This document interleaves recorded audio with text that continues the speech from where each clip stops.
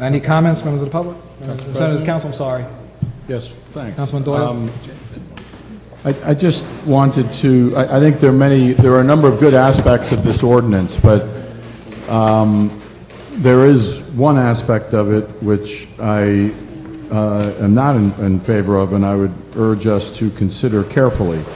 This allows essentially back staircases into yards to not be considered as part of lot coverage. So if you have a 3-foot wide, as required by law, staircase that takes you down, it goes out 3 feet and it's 10 feet to the ground, so it's essentially covering 2%, 1.8% of a traditional lot. This is essentially changing the 60% lot coverage to 61.8% lot coverage.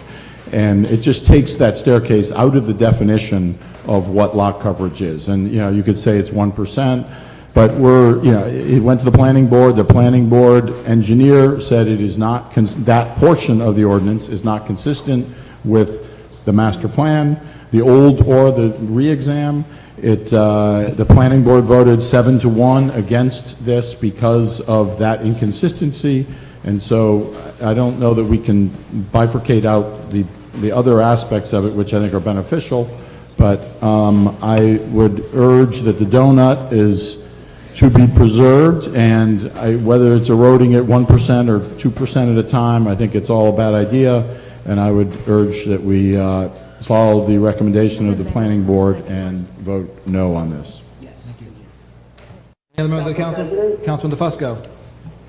Thank you. Just to clarify what Councilman Doyle just said, this is not a recreational deck. These are fire escapes and fire stairs as outlined by prevailing state and federal fire regulations.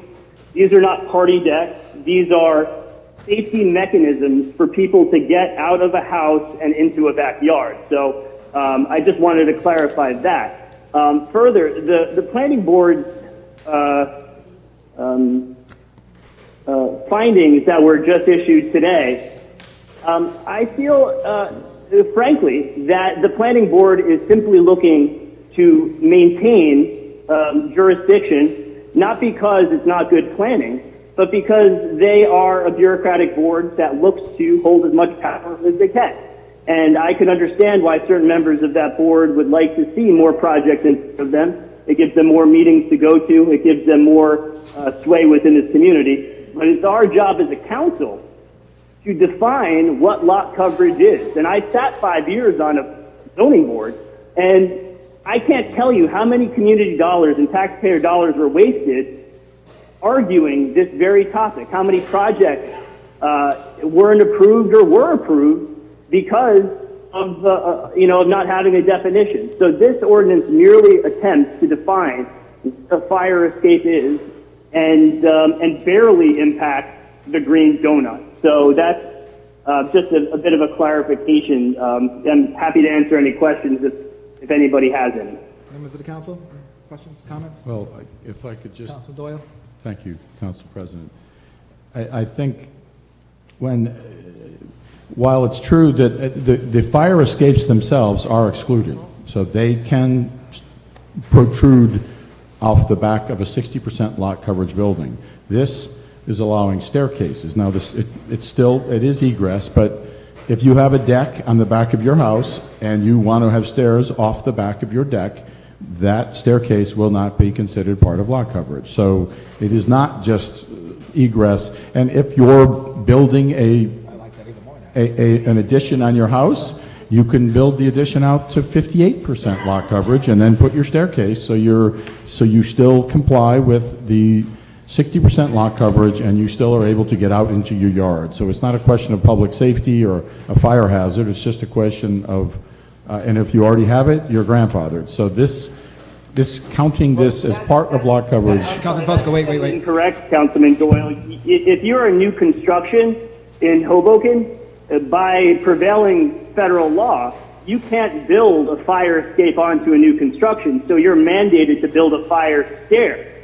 So again, you're misrepresenting the intent of this ordinance. And the third part of the ordinance is not about a fire stair or a fire escape. It's about allowing a single-family unit a way to get to their backyard and not having to go through a bureaucratic process of lot coverage, which could cost a family $20,000, $30,000, $40,000. I've seen it on the zoning board. You've seen it on the planning board.